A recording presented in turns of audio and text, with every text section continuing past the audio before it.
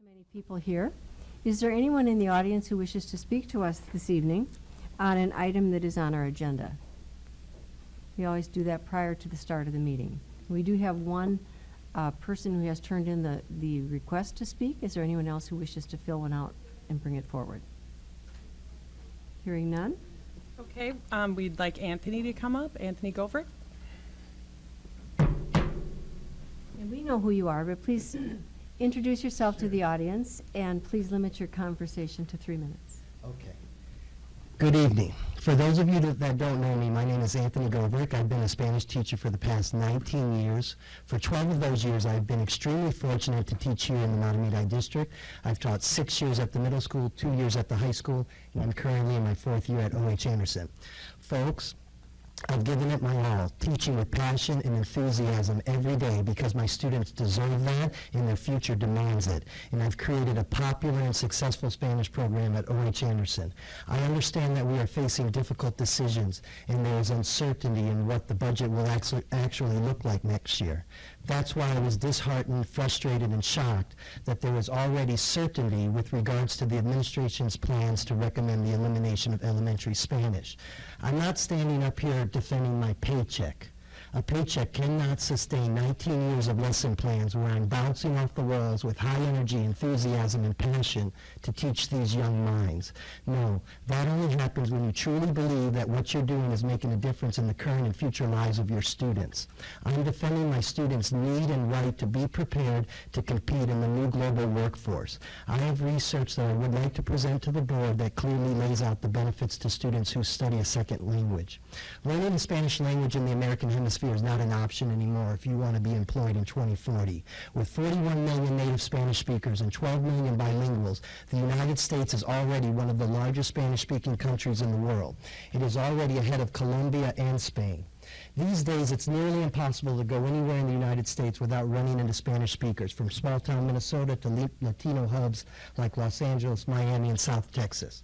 Spanish is a thriving language, and the number of speakers is growing day by day. Underfunding Spanish language education is contributing to an unemployable workforce in the future. Resumes from bilingual candidates will be accepted, while non-bilingual candidates will be discarded.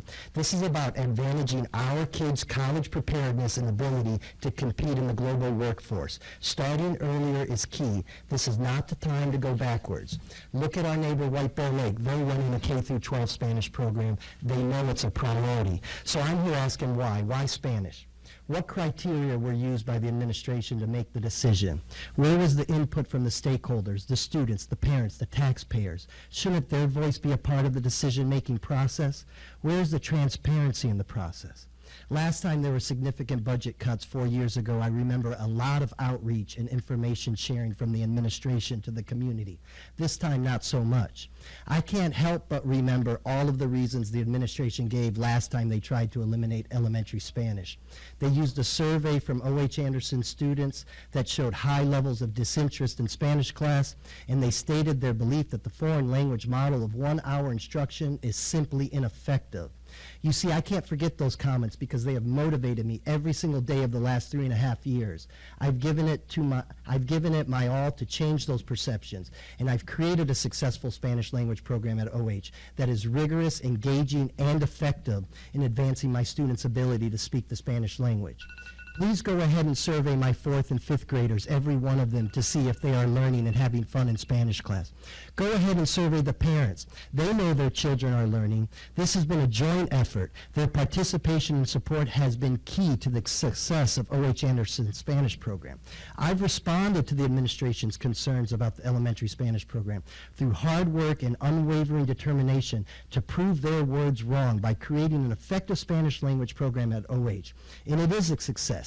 And it's getting better every day, and I'm getting better every day, growing as a teacher to meet the needs of my students. Since Christmas break, I've been speaking Spanish to the 5th graders. Okay. Can you conclude? Yes. I still go back to the question, why Spanish? Why cut a program that's a proven success? There are specialist teachers retiring at both OH and Wildwood. I'd like to know how those retirements guided the administration's decision to cut Spanish. Could I just please have 2 minutes to finish? I've given the district 12 years of my life. Working, may All I? right, you can Thank you. finish. I won't do it again, though. I'm just a pushover Thank- tonight. Thank you very much. I've responded to the administration's concern about elementary Spanish program through hard work and unwavering determination to prove their words wrong by creating an effective Spanish language program at OH. And it is a success. And it's getting better every day. And I'm getting better every day growing as a teacher to meet the needs of my students. Since Christmas break, I've been speaking Spanish to the 5th graders 80 to 90% of the class time. And I'm really proud of how this year's 5th grade is progressing. I'm making it happen for these future leaders of the world. So that's why the speed and certainty of the decision to cut elementary Spanish is so puzzling. I still go back to the question, why Spanish? Why cut a program that's a proven success?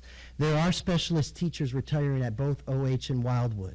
I'd like to know how those retirements guided the administration's decision to cut Spanish. And I'm even more puzzled that the administration is now going to cut an experienced teacher who has proven himself to be up to the task of taking an ineffective model and making it wildly successful. How does that make sense? Not only does research clearly state the numerous benefits of second language learning for our students, research also states that the #1 predictor of student success is the teacher. It's the teacher. As a student teacher, I once received an evaluation by my supervising teacher from St. Mary's University of Minnesota. In it, he said, Anthony has the rare ability to make every student feel like a winner. He coined my educational philosophy because that's what I strive to do for every student every day. I teach off my passion, my personality, my ability to entertain, and through relationship building. I have a proven track record in this district of helping to create lifelong language learners.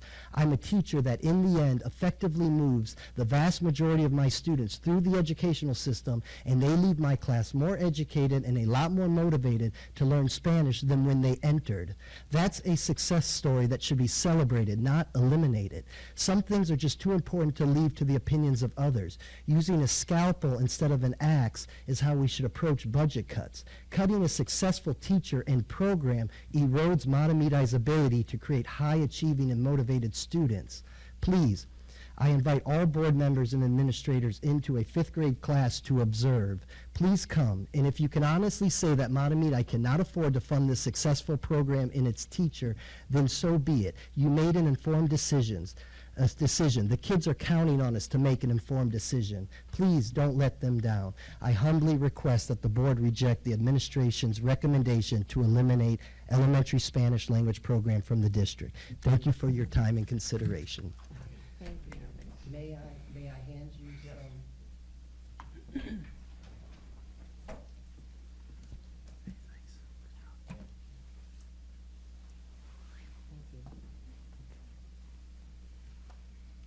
I would now like to call this meeting to order.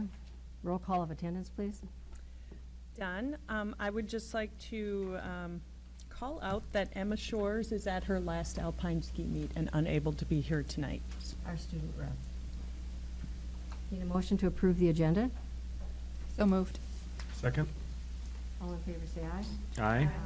Need a motion to approve the consent agenda, and I would like to highlight that we have received some significant gifts from our community in terms of contributions for which we are highly appreciative. We need a motion to approve. So moved. Second. All those in favor say aye. Aye. We have a number of presentations tonight of our students and staff. Mark, do you want to take those? Thank you. Madam Chair, members of the board, this is always a highlight of the meeting in which we identify some of the outstanding achievement that we have, and we have many people here to recognize. And so, school board members, if you would go in front, please, and then Mr. Hamry, you're up first. Would you come to the podium?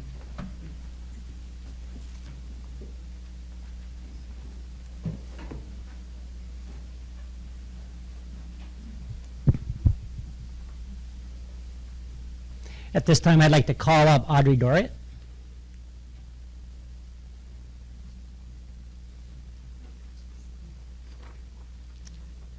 Each year, we have the opportunity to recognize a Wildwood student for the Academic Achiever Award. And this year, Audrey's second grade teachers nominated her for this award. And this is a statement that was written by her teacher, Mrs. Johnson. Audrey is the proud recipient of the Academic Achiever Award for Wildwood Elementary. As a second grader, Audrey is a self-motivated learner who strives to want to learn more and always excels to be her best. When asked what part of the day she likes best, she cannot choose because she loves them all and puts forth her best efforts in all of them. Classmates of Audrey say she is funny, kind, intelligent, good at reading and math, and above all, compassionate. Outside of school, Audrey enjoys being in pom and dance. She plays soccer, swims, enjoys reading, coloring, and painting. Kind of does it all, don't you? Audrey also told me, her teacher, her favorite holiday is Christmas because she likes to give gifts to others. When her family is all at home together, they enjoy playing board games. Congratulations, Audrey, on all the accomplishments, and we can't wait to see what your future holds for you.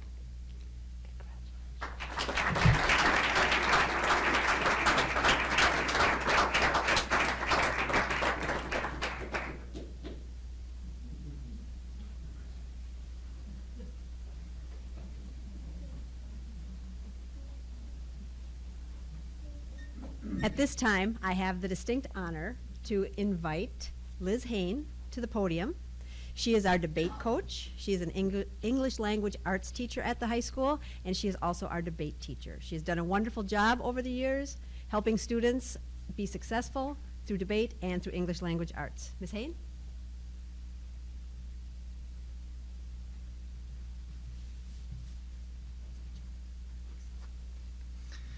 So tonight, I nominated and brought Joseph Becker here. He is a sophomore that's on our debate team, and he began debate last year as a freshman. He came in, kind of new, didn't know what was going on, but he picked it up right away, and he enjoyed doing it. This year, he bumped up a level into junior varsity, performed very well throughout the season, so we said, why not throw him into sections, which is where all the varsity competitors are competing. And Joseph said, okay, let's do it. And he performed so well that he moved on to the state meet. And so Joseph is a shining example of what you want a debate competitor to be. Excited to learn, paying attention, and just continuing to work through even the most difficult of tasks. He performed very well in the top half of the debate, the rest of the debate community that was at the debate tournament. There were 24 debaters, so that means Joseph is in the top 12 debaters of the state. Again, I remind you, he started as JV this year, so he has had an incredible growth throughout the last year and 2 years. So, Joseph, this is a well-deserved honor for you. Congratulations.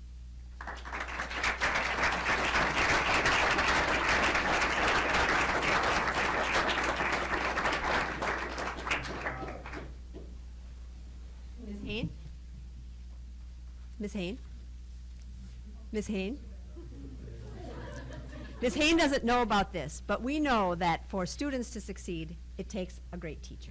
And so I would also like to recognize Ms. Hain tonight for her hard work and her passion to help our students succeed.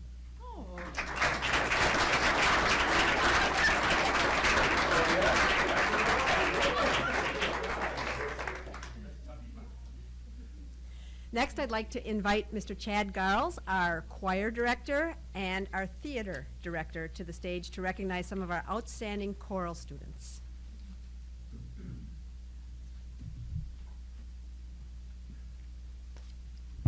Good evening. Our first group of students, I don't think any are here this evening.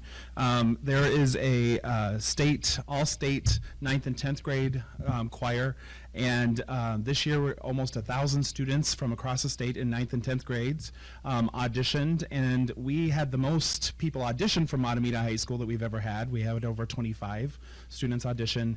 We had 3 selected this year. Kayla Kroschel, Carla Kroschel, and Matthew Zimmerman were all selected to the 9th and 10th grade honor choir, and they will be performing Thursday, February 22nd at the Convention Center in Minneapolis. Okay. The second group, we have a Metro East all-conference choir, band, and jazz band each year. We had 7 students that performed this year for that out of our 9 conference schools, and we rehearsed all afternoon and evening January 4th and performed at St. Andrew's Church Monday, January 8th. And those students had to take some extra time to learn 5 pieces of music and rehearse with students from other schools. I'm very proud of what they have done. So those students are Ben Domeyer,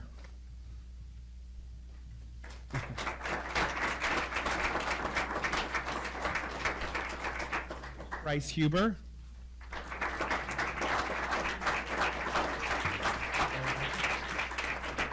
Anna Polson.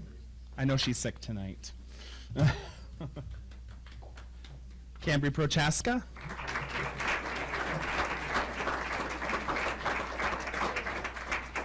Alex Singer.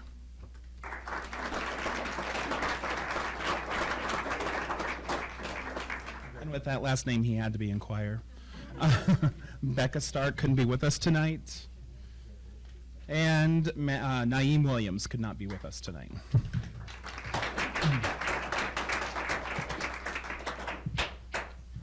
Our final awards, the highest honor you can achieve in a choir in the state of Minnesota for high school choir is to be selected to the Minnesota Music Educators Association All-State Choir. And you can only be selected as an 11th and 12th grader.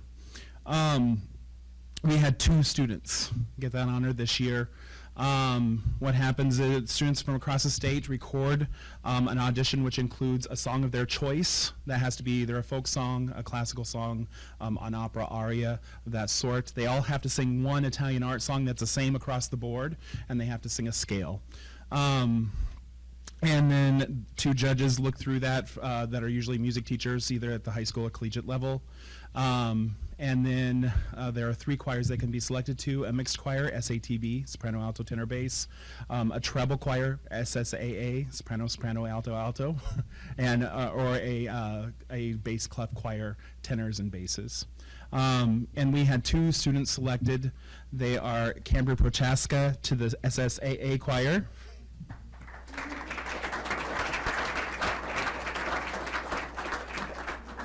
And Bryce Huber was chosen for the mixed choir, SATB choir. This is quite an accomplishment for them.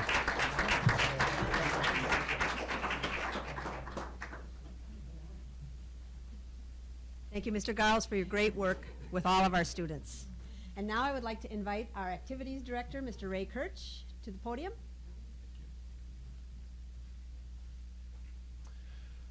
Lily, would you come up? Lily Engebretson and Alex Singer, would you come over, Alec?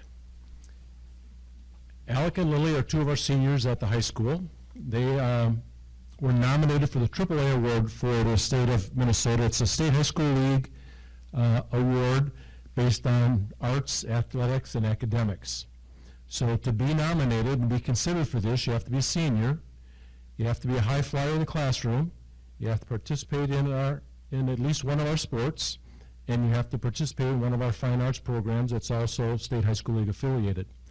Lily is an outstanding runner and Nordic skier. She's in our track program, Nordic ski and cross-country running. She's currently a captain again of our Nordic ski team, and she is 3.7 or thereabouts, and she plays flute in our band. Unbelievable.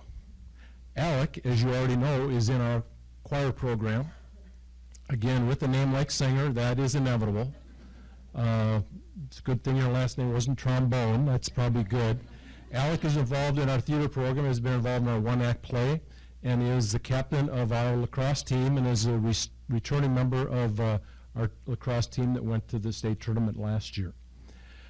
They go on to compete from at the region level, and I'm happy to report that last week it was announced that Lily Engebretson is the 4AA female winner and will go on to compete at the state level. So Lily, especially congratulations to you, but Alec and Lily, congratulations, both of you.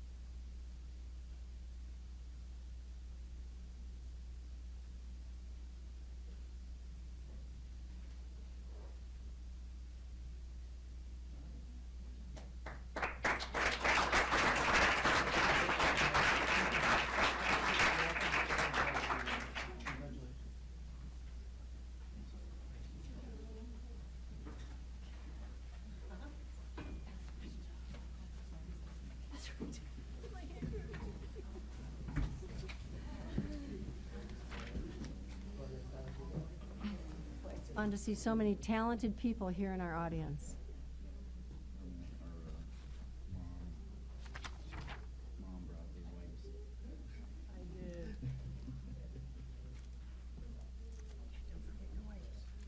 We'll give people a chance to leave here. I wanted to ask some of those students where they found the time to sleep.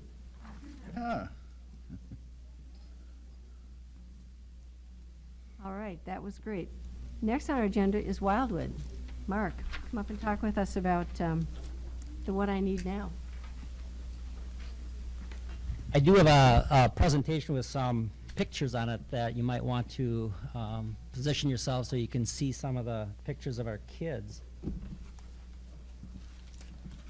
What I'd like to share with you is are some examples of some adjustments we've made at Wildwood over the last couple years.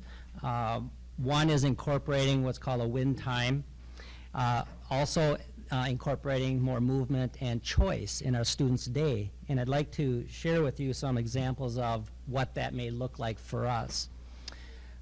Win time is an acronym, what I need. You may see it sometimes as two N's, what I need now. And what this is, it's a 25-minute period of time that's incorporated within a student's schedule. And each grade level is divided up into 2 win times. So it is about 4 classes that have the same win time working together.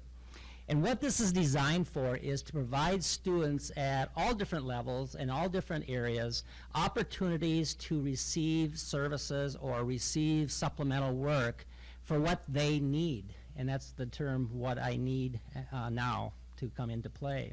So for example, our interventionists who are in the areas of reading, math, behavioral, will be pulling kids from this particular classroom for this particular time to receive some additional services in those subject areas.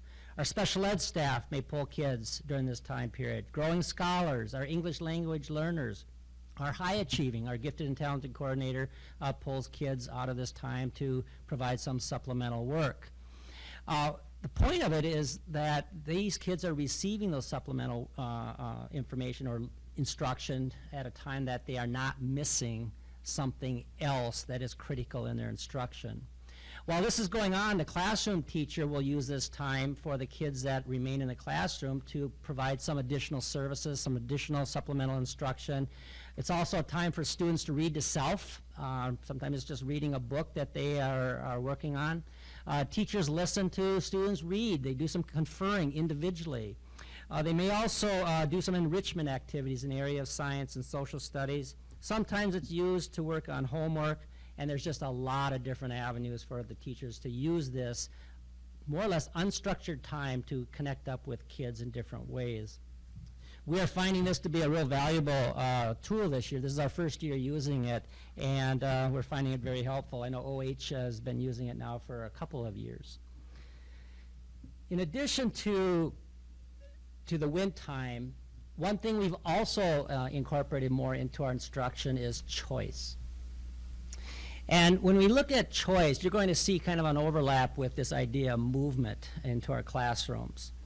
But choice becomes such a critical thing and probably has been overlooked for many, many years. For example, I think for many years our literacy instruction provided kids with an opportunity to read, but it was the opportunity to read a book of the teacher's choice. And in this case, I put some examples up on the screen here where kids can choose now their own personal library books to read at their level based on their interests. Choice is also involved, as you'll see here shortly, where they might sit during a lesson.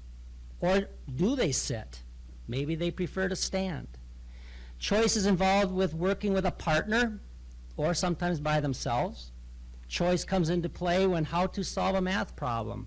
One of the big things that we're looking at right now, and a lot of research is supporting it, is this idea of math talks, of looking at a math problem and recognizing that kids can solve it in different ways. Choice comes into play at demonstrating their learning, whether it's projects, whether it's a written assignment. Some kids are resorting to technology. And then finally, in the areas of restorative practices, kids are choosing how to fix a problem. that they may be having with another student. And I know when I'm working with kids on some issues of relationships, one of the options I give them is I ask them simply, how are you going to fix this? And they think about it, and we come up with a plan, and we do fix it. I think choice is very much a part of our lives. And I want to raise the question to not only the members of the board, but even people in the audience. When it comes to reading, when you're reading for pleasure, and you have that opportunity to go to your favorite spot to read that good book, where is that spot? My guess is for some of us it's in our bed. Some of us our favorite recliner. Some of us might be stretched out on the floor. For some of us a beanbag chair. And we are incorporating that same type of concept within our kids. This happens to be a kindergartner who chooses to do his reading on the floor. We also have opportunities for kids to choose, in this case, low tables. This is a second grade class. In addition, we have kids who like to stand. And so we have incorporated high tables. And I remember last year watching a student who was at the high table, and he liked to read by walking. And so what he would literally do is walk around the high table with his book. And that's just what gave him a sense of comfort in his reading. Incorporating some movement now and choice, we have the bouncy chairs. And again, some kids will choose the bouncy chair for some assignments. They may choose another avenue for some of their other assignments. We also incorporate movement in more of an organized fashion. This happens to be a kindergarten class, and a real neat project that Betsy Summers, our physical education teacher, does each year is she uses our second grade kids and has them develop a film, a video, of various movement activities, almost like exercises that they can do. And these are quick exercises. For example, it might be something like 15 jumping jacks. It could be 10 toe raises. It could be something with your arms. And she's incorporated a short series of videotapes, probably in the neighborhood of about 8 to 10 in total. And she's filmed the kids and put them on file for our teachers to use. So in this case, this happens to be Mrs. Warren's class, and she has one of those videotapes on the board and using our own kids as the role models to teach some of these exercises and movement. This is another class, happens to be a first grade, doing the same thing. And where I see this happening a lot of times is some of our teachers have it built into their schedule where at certain times of the day that they automatically just take a break and do these, or it's times when it's like most teachers, they just need a break. They need some movement. And so they'll put one of these videos in and allow the kids to move. We've also incorporated more and more desk cycles. These are the cycles as you see this student using. That is again, their choice. We pulled it out underneath the table to better demonstrate it. But this next picture kind of shows where oftentimes they're tucked underneath the table. And even while the teacher is instructing, this student can be pedaling and just kind of keeping his legs moving and so forth. Movement and choice combined. This student, and it's hard to see this picture, but if you look at his feet, there's a rubber band, tight rubber band that actually is stretching across the legs of that chair. And what he does is he puts his feet on that rubber band and he can bounce his feet for movement. I know when my son was growing up, I kind of wish I had one of those in church for him because his knees were constantly going, trying to keep things going. But in this case, we're seeing more and more kids choosing that band, and it's just enough movement just to keep them occupied, and that little bit of movement keeps their concentration levels better. You may have seen these. These are called Hooky Chairs. They are kind of like a mushroom shape, so the bottom is curved. So as that student sits on it, they can kind of wiggle around and move around. We use this a lot in some of our special ed areas and also in some of our regular classrooms. It's kind of by choice that the teachers are incorporating these for some of our kids. This happens to be a T chair. one of our teachers' husbands is very handy with tools, and he built these. And these students are choosing to balance, almost like a core balancing, as this student is doing something on the iPad. I also want to share with you that 2 or 3 years ago we received a grant, because one of the things that, particularly this time of year, is when it gets cold outside, we oftentimes have to stay indoors. And the question is how can we create some movement indoors, particularly when we can't allow the kids to go outside due to weather? And so through a grant, we created these carts, and each of the grade levels have carts like this that they can use. And these are activities that the kids can choose from in terms of physical activities within the classroom while our recess paraprofessional supervisors are with the kids. The teachers were involved in developing what was to go into these carts as far as kind of movement activities, and so we are using these on I would say on a fairly regular basis. Thankfully, we've been able to get outside quite a bit, but they are available for our kids. In addition to that, this happens to be a regular Phi Ed class. Big deal this year, we got snow, so we can go snowshoeing. And I put this in here because, again, of the movement that these kids are seeing each and every day. And here in Minnesota, the snow doesn't cause us to shy away from it. And then finally, some of our teachers, with the setting that we have over there at Wildwood, are taking advantage of the hill. And this happens to be a class, I believe second graders, that went out. Teacher took some time out of the day to get the kids sliding. And again, the kids come in pretty rosy, and a lot of fun has taken place. So to conclude this, I just wanted to share with you that when we start talking about innovation, innovation doesn't always need to be these huge, huge, big ticket items. They can be some simple adjustments that we've made that we're seeing some real payoffs. So, thank you.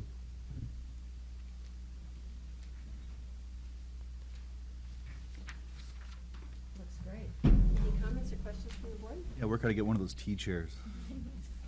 Tea chairs? Yeah, that was really cool. You know. Anybody? So the night before this meeting, we were having our policy meeting, and one of our policies on the agenda we're going to talk about later is policy 533 on wellness, and everything you're doing perfectly aligns with some of the things we were reading about in our wellness policy in terms of movement and things like that. So it's nice to read about our policies, but then actually see how they're being implemented in our buildings. So thank you very much for sharing all that information. As many of you know, Mark Hammer is retiring at the end of this year, and this is potentially your last school board meeting, and I just want to take a couple minutes to thank you very much for the service that you've done, the leadership you've shown, first of all, from closing old Wildwood and instrumental in forming new Wildwood. The climate and the culture there, the emphasis on learning and the love of children is spectacular in that building. A lot of it attributed to you, a lot of it's from the staff. You have great, great staff.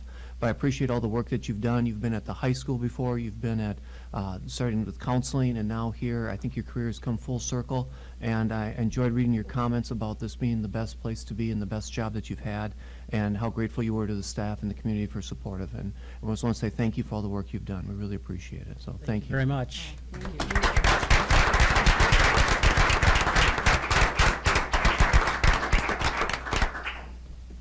Surprise, huh?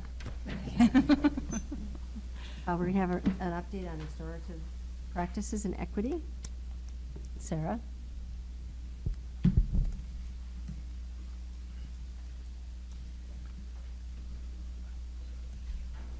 All right, for those who don't know me, I'm Sarah Dusick. I'm the Achievement and Integration Coordinator for Matamidi Public Schools.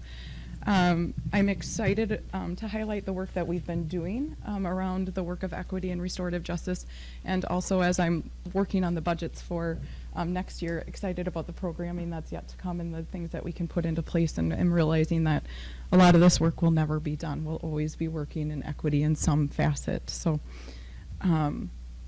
some of the work that has been happening is all of the administrators at the 4 buildings across the district have been gracious to allow me to come in to do some professional development on equity in all of the buildings.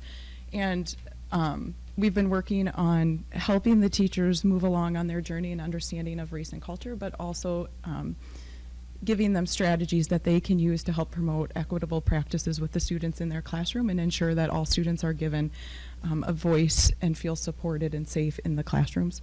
The highlighted ones are examples of the ones that we've already completed. We did an activity watching The Danger of a Single Story and had some time to personally reflect on that and then do some group reflecting. We did another equitable practices one on broken squares where they used task cards, established group norms, and then used a talking stick to have equitable practices. And the second half of the school year, we'll be moving into looking at power and status and privilege and how those play out in a classroom, but then also giving them more strategies that they can use to ensure that students are given an equitable chance to speak within their classrooms as well. We also build a lot of equity into just other parts of our work through the QComp program. Many teachers read A Good Time for the Truth, and then were able to attend the panel that Community Ed put on at Chautauqua Auditorium and walked away from that experience saying how wonderful it was to read the book and then participate and view the panel discussion, and a lot of positive comments about that from staff. We also are building equity into the social studies curriculum review. The guidance counselors, high school, English language arts, and social studies teams have all participated in a program called Absent Narratives through the Minnesota Humanities Center. And then we are working with our health and phy-ed, and we'll be looking at equitable practices and groupings in our phy-ed and health classrooms as well. Each building has created an equity leadership cohort. And each equity leadership cohort creates a goal that they focus on throughout the year. For Wildwood, O.H. Anderson, and the middle school, they all chose to focus on CLR, culturally, linguistically responsive teaching and learning. It's a work from Shiraki Holly. I'll go into that a little bit deeper on the next slide. And then the high school has been working on and exploring with North High School. They have an Office of Student Support that they have been looking at their model and how can we look at their model, see what we are doing, and maybe align it to help support us with our students and the support that we give our students in behavior in our schools. CLR, which is really taking off with the equity leadership cohorts in 3 of the buildings, is work done with Shiraki Holly.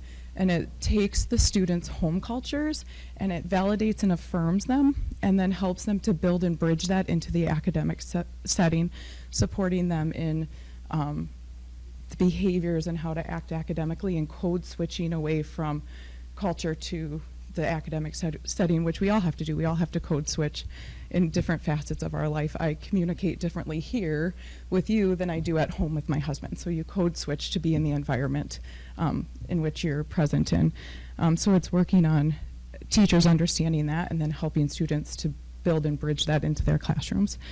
There have been a lot of people working on book studies with Shiraki Holly's book, and then he also has a binder that's the strategies for CLR.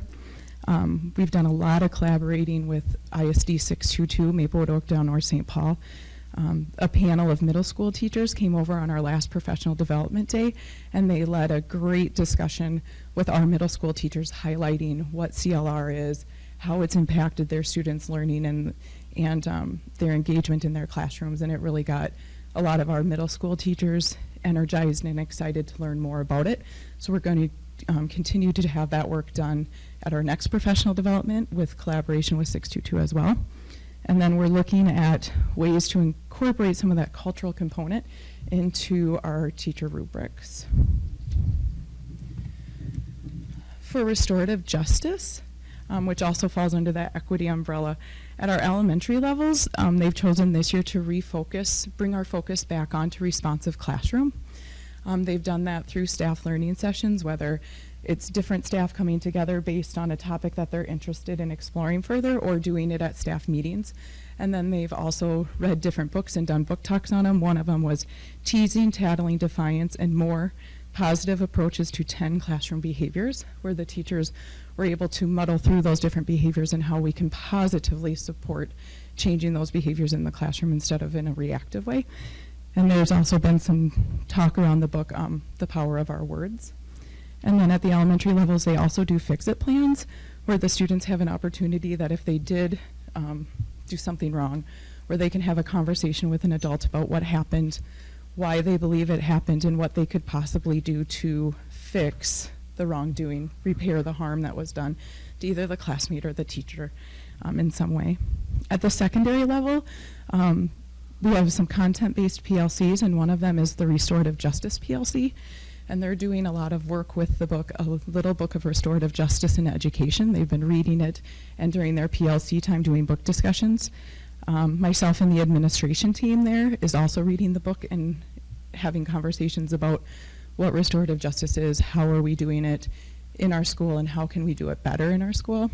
On April 13th, we're bringing in Marius Massey, and he's a restorative justice trainer, and he'll be working with the Restorative Justice PLC and the district-wide PBIS team for a day-long workshop in restorative justice.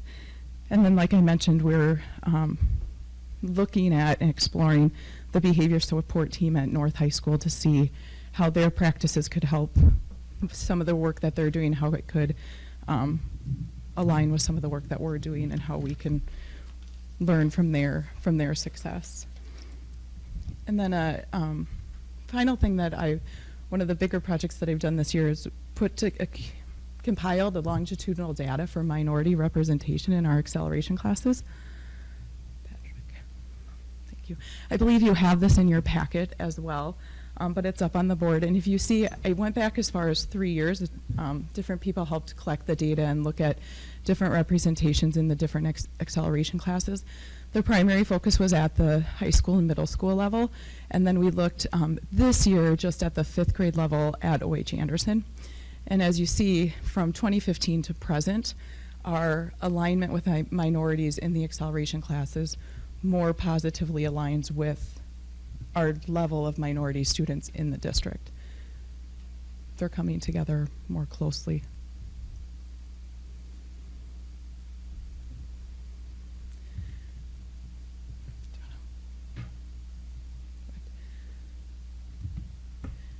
And then, like I stated, the budget for achievement and integration is due March 15th. So I've been working with other administrators and teachers to figure out what programming we need to continue to move forward. And I'll be submitting that budget to the state by March 15th with maybe some amendments to the plan. But I'm sure I'll be back to highlight that stuff with you guys when we get it all done. So, any questions? So when you compile the data on the minority students at the high school, any breakdown with free and reduced lunch, or, okay? That data is harder to pull together because we don't have full access to the students who are on free and reduced lunch, because students can apply for free and reduced lunch, and then the parents can choose to not have that published to us. So we might have 27 8th graders who receive free and reduced lunch, but on the list that we receive, there's only like 5 or 6 students that we can see the name of, because those are the parents who chose to have that published to us so that we could know that they were on free and reduced lunch. So that's a harder data pool to pull from, because we don't have a true picture of how many are actually on free and reduced lunch. We can't pull the names of those students because we don't have all the students' names. Does that make sense?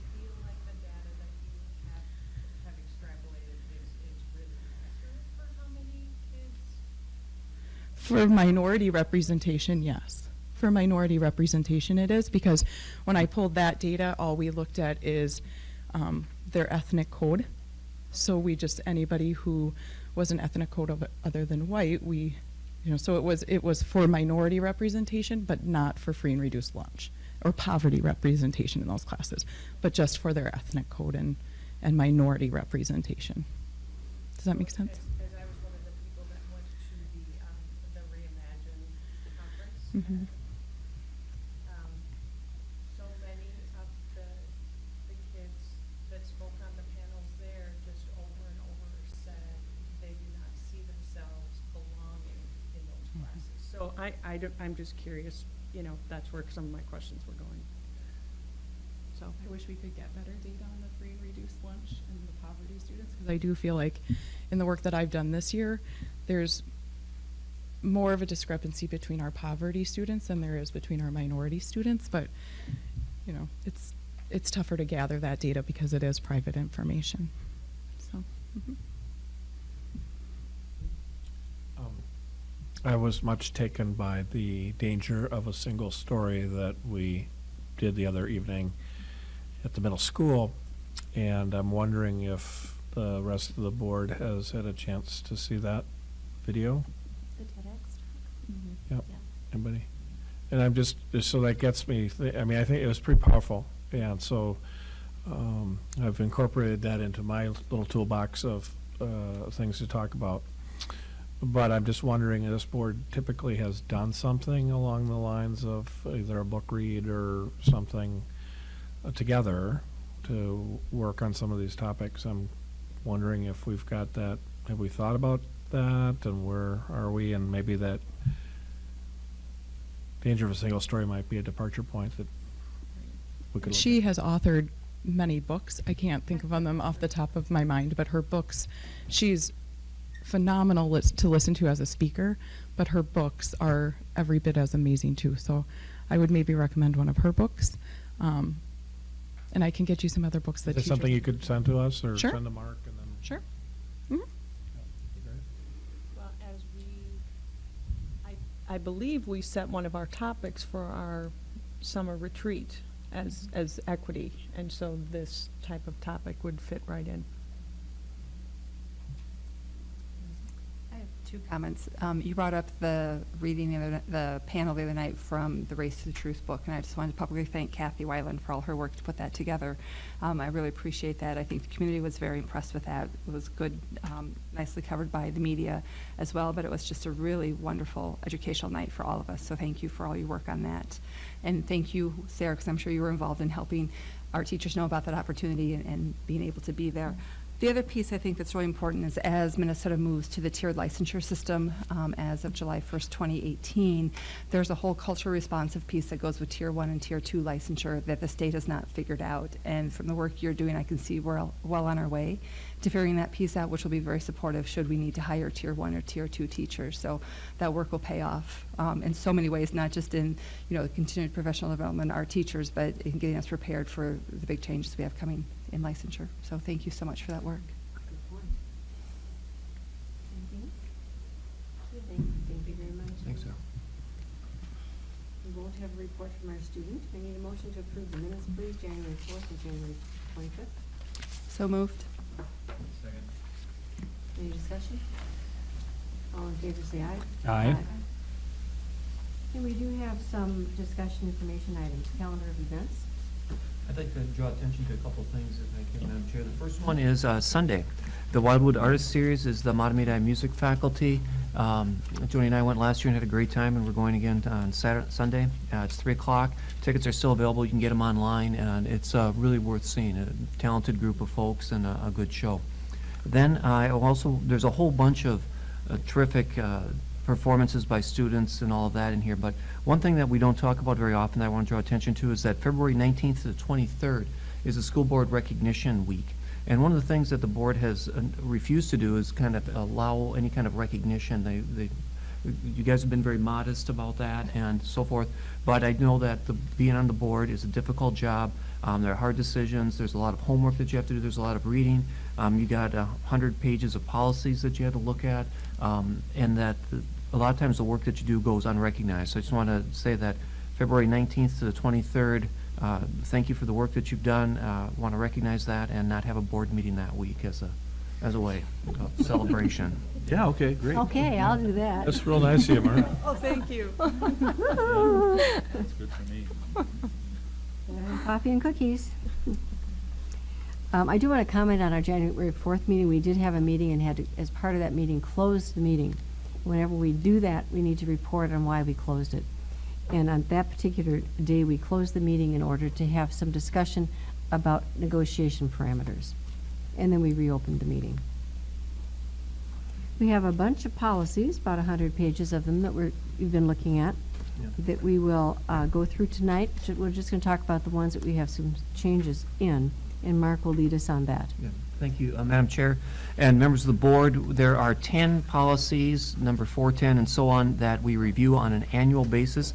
The policy committee met and already before this meeting, and I want to pull out 524 and 616 for discussion. And then, are there any other policies that we want to draw attention to? I think Julie mentioned 413.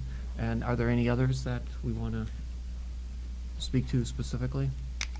Then my recommendation on policy 410, family medical leave, is to advance that to the second reading without any changes.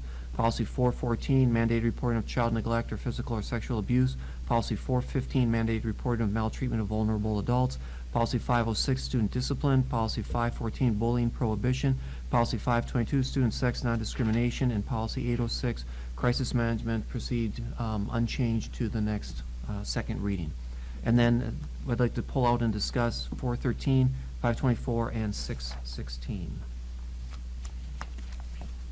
How do we wish to proceed on that? Can I talk about 413, Julie, since this Um, is the first one?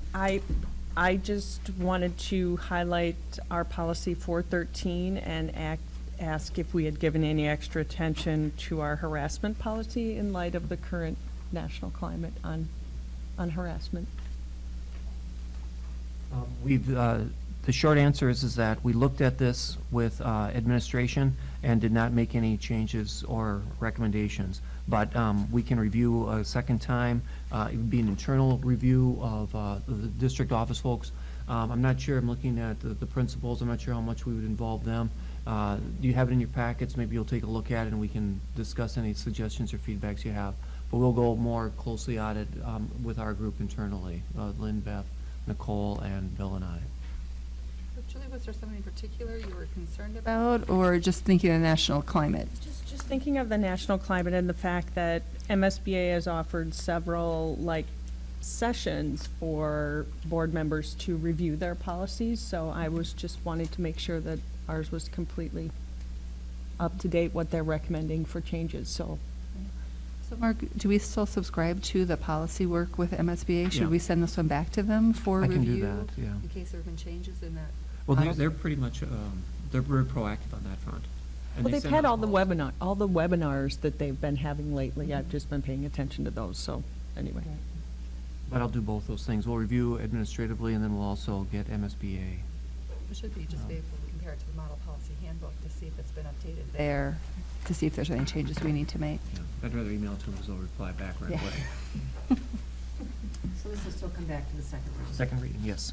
And then policy 524 was singled out in the policy committee meeting. And policy 524 is the technology acceptable use and safety policy.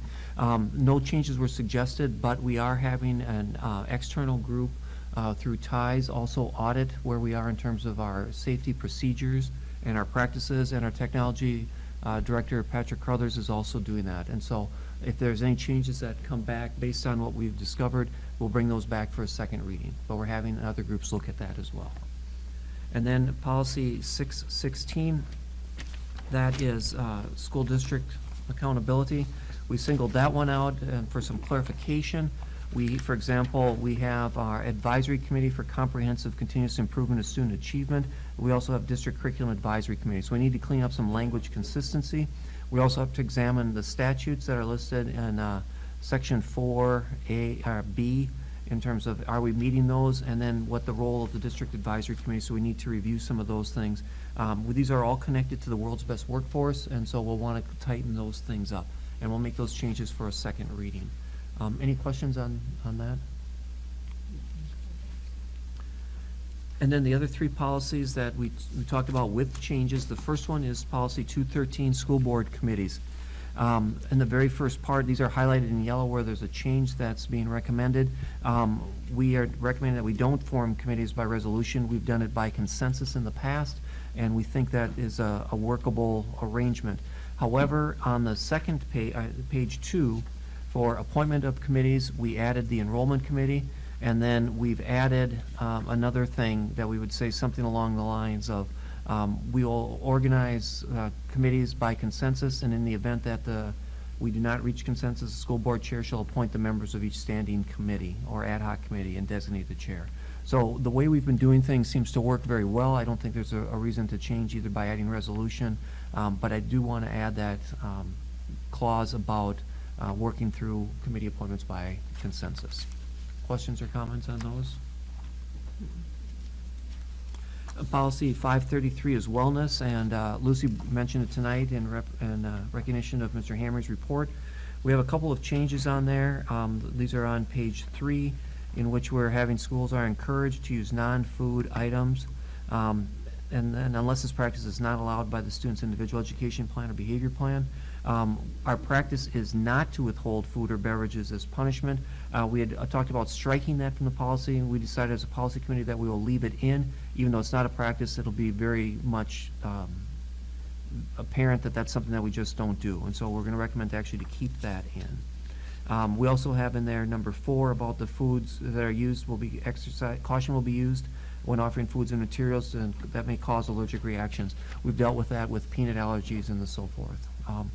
And then on page 5, we've used what Stillwater has come up with, and then we've added a designation so that for letter E, the district nurse in consultation with the wellness committee shall confer annually, and so we're adding identification to that.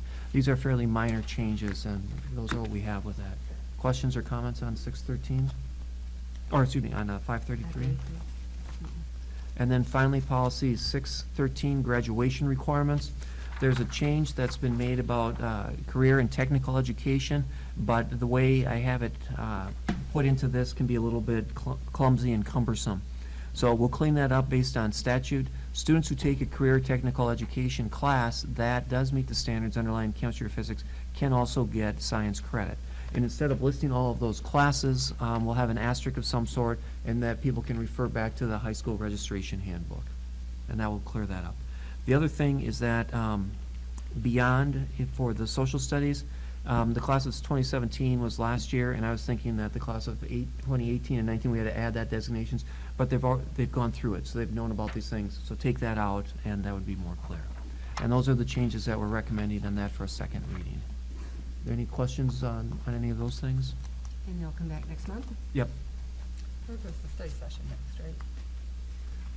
We can do that. We've usually done it at a meeting like this. So far, you get a chance to- We have done them at a study session when time is more of the essence, the summer, so get them in place for the fall. But time is really, Regular meetings okay for yeah, these. time is really a luxury right now with policies, to take place next year. Nice, we're finally caught up. Yeah. All right, budget.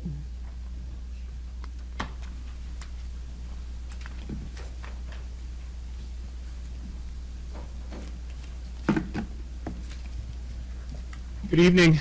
There have certainly been some interesting and aesthetically pleasing presentations tonight. The presentation that you're going to see and Patrick is going to help me with is in the form of a memo. So although not as beautiful or aesthetically pleasing, I think it's the best way to sort of move the ball down the field as we continue to work through the 2018-19 preliminary budget process.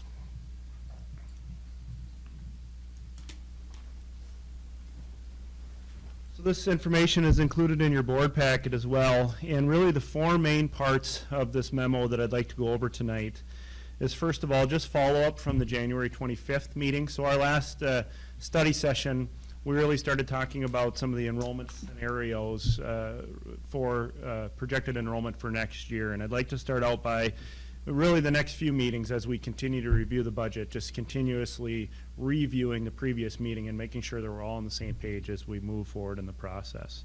We'll begin, or we'll start, we'll move on to, after that, the topic of grade progression ratios, or as we kind of tipped the iceberg last meeting, calling it the survivability analysis, really looking at resident growth or decline from grade to grade and how that factors into the enrollment projections that are so critical to our budget process.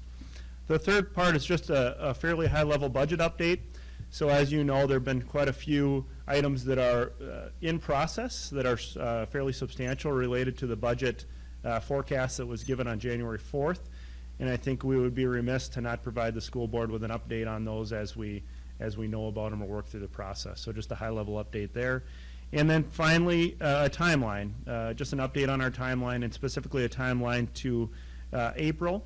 And within that timeline, you're going to see a change related to open enrollment windows, and specifically a request to move open enrollment window 2, school board action, up from March 22nd to March 8th. And I'll get into administration's rationale for recommending the change on that window 2. So really starting with the review of the study session from January 25th. At the study session, the two main things that took place, both were valuable in moving the process forward. The school board set the enrollment target for K-12 enrollment for next year, 2018-19, at 3,288. So that's up 40 from our current levels, or up approximately 40 students from our current level. And that is near the 2015-16 enrollment levels, which, as you recall, would be the last time that we had balanced the budget as a general fund in total. And then in addition to that, January 25th was also open enrollment window number 1 action. And so you can see on the chart there the students that were accepted in the following grades related to window number 1. And so that was helpful for 2 reasons. First of all, we have our target for next year, and then you're going to hear me talk about the difference between targeted enrollment and expected enrollment. And really that's the difference between, at this point, the 3,288 as our target for next year, and the 3,250, which as we sit right now is our expected enrollment. And the rationale on the 25th for approving open enrollment such that we are 38 students short of target has to do largely with kindergarten registration, which, as we know, doesn't take place until March 1st, and trying to be strategic about when we would take action on open enroll, or when the school board would take action on open enrolled students in kindergarten, making sure that we know what our kindergarten resident numbers would be for next year. So based on what took place on January 25th, you can see our projected building enrollment for 2018-19 after window 1. So I'll preface by saying after window 1 as follows. So I think as we continue to look back on our expected enrollment by grade, it's also helpful to look at it by building. So you can see that in total, we're projected to be up the 2 students. And as we've stated below, open enrollment window 2 will take place in March. And obviously, as we know, it's a given and of critical importance that we meet or exceed our enrollment target, either through the remaining open enrollment windows and or resident move-ins, move-outs, the attrition ratios there. Again, follow-up from January 25th, so grade progression ratios. So we've kind of updated the topic here from the survivability analysis to make it sound more user-friendly. What we're really trying to do here, and again, this is not an exact science, but we're trying to understand residents and the movement as the cohort moves through grade levels. So the following model really attempts to predict resident enrollment growth or decline from kindergarten through 12th grade. So enrollment trends in this model were prepared with the traditional cohort survival technique using a 3-year weighted average in the elementary and secondary grade. And certainly this is our best projection on trends, and these are not intended to make certainly exact predictions. So the attempt here is to give reasonable estimates of future resident memberships. So there are a lot of numbers on this page, but I'd like to focus in on the far right column. So what we've done here is take our residents only that attend the Matamidi School District over the last 10 years and followed them through the grade progression ratios. And you can see that our hypothesis is indeed correct, especially in the elementary schools, that on average, based on the 3-year history, we are increasing from kindergarten to 1st grade by 8.8 residents. To pull out 4th grade, we're increasing from 3rd to 4th grade by those 6.8 residents. But you can see that in the secondary grades, specifically in the high school, as we would expect, there are some grades where we're actually losing resident enrollment as we get later on. So overall, the net change from kindergarten to 12th grade, we're increasing by about 19.7 resident students. So to me, this is helpful to prove the hypothesis that we thought was correct, that we are seeing resident growth, particularly in the elementary school. And it's also helpful to know that it's in the 20 or 30 range, not the 80 or 100 range in terms of that growth. So wanted to show this information, particularly because it was requested, but knowing that we can't miss our enrollment target low, certainly account for this, but also proceed with caution related to this information. The third point is really the budget analysis. So the purpose here is to just provide the board with an update. As you know, on January 4th, we presented the initial deficit forecast of 1.6 million. There are items in process that can and will affect that number. And the purpose here is just to provide an update heading into the timeline below. So a lot of this has been covered already, but it's just by way of summary. The enrollment. So we know that our target for next year is 3,288, up 40 from where we're at right now. And certainly window 2 in March will be critical to getting closer to that target after kindergarten registration.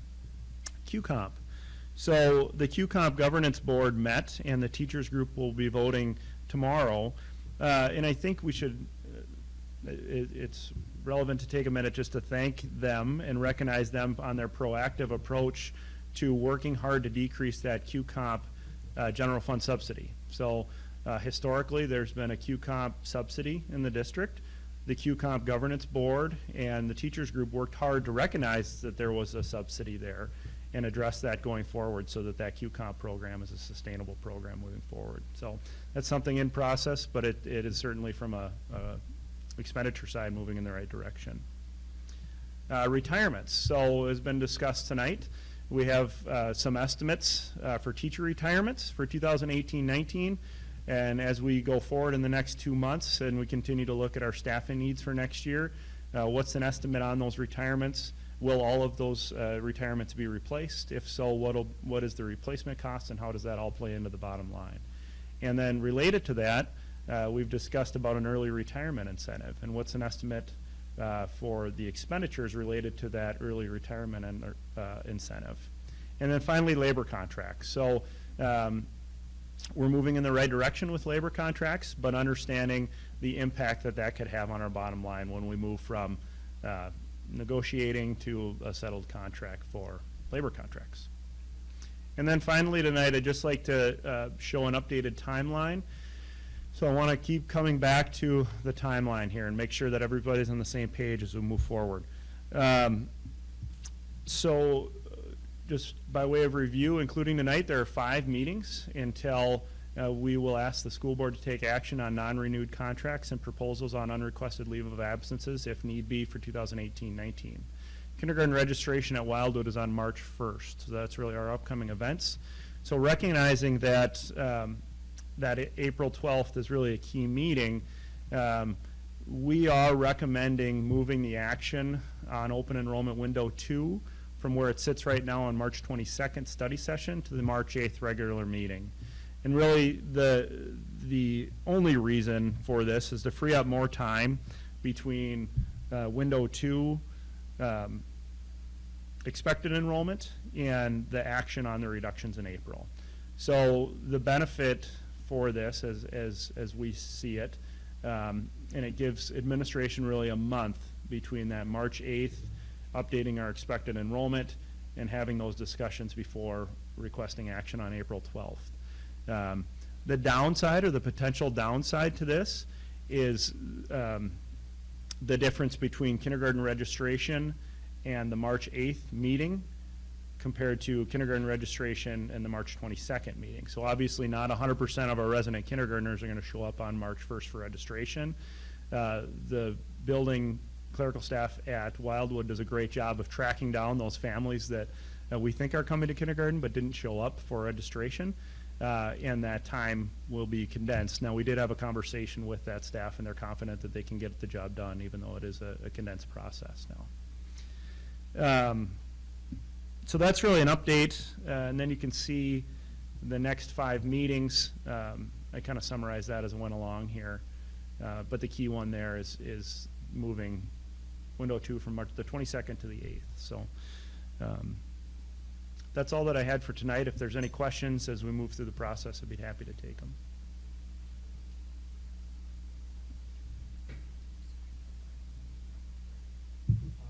Bill, could you go up the screen to the version 1.0 and versus version 2.0 and explain a little bit about that and why that's important? Yeah. With enrollment, so I'll circle back to the topic of expected enrollment versus target enrollment. Now, there's been some discussion on the meeting on the 25th, and really the enrollment scenarios that were presented related to budget reduction options, not that they were recommendations, but just intended to provide an illustration, right? Because a number, specifically on enrollment, is just a number until you look at an illustration on what that could mean. So,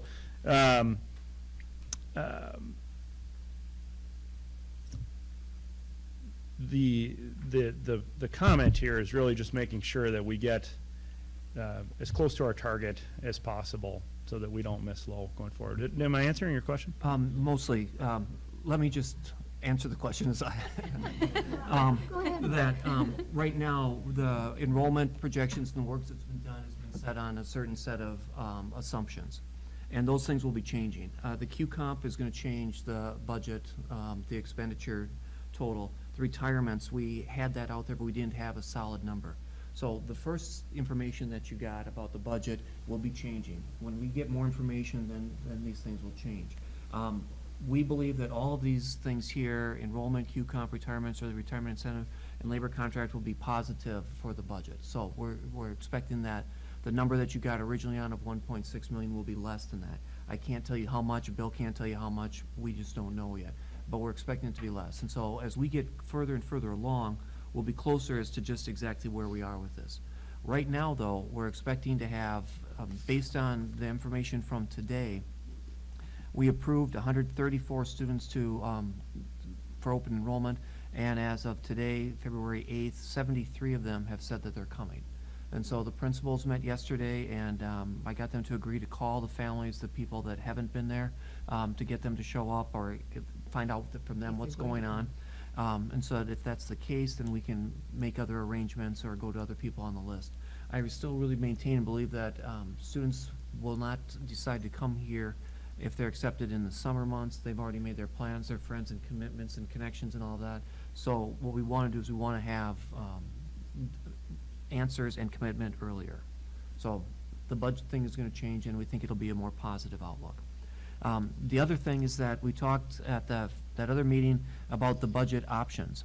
And among the options that we talked about, and the board hasn't made any decision and will not be making any decision for some time, but we did talk about that we would reduce one section per grade, K2, and a reduction of one specialist, and overall change in the specialist model at Wildwood.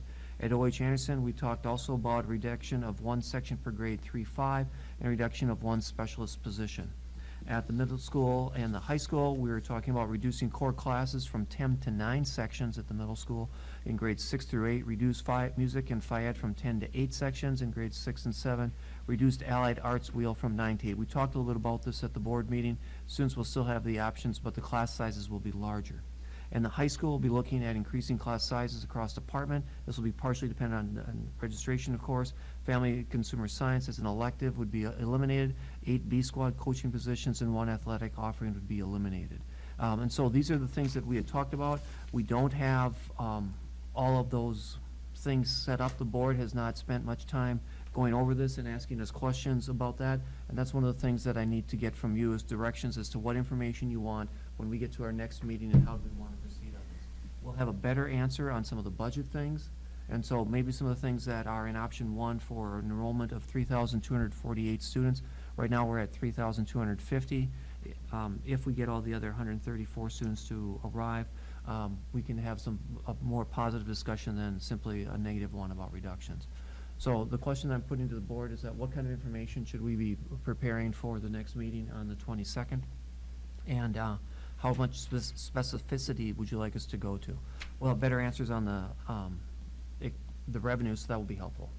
But on expenditures and so on, we need some help from you to tell us what we should be doing. Can I ask questions first on the presentation before we get to the next Oh, yeah, piece? okay.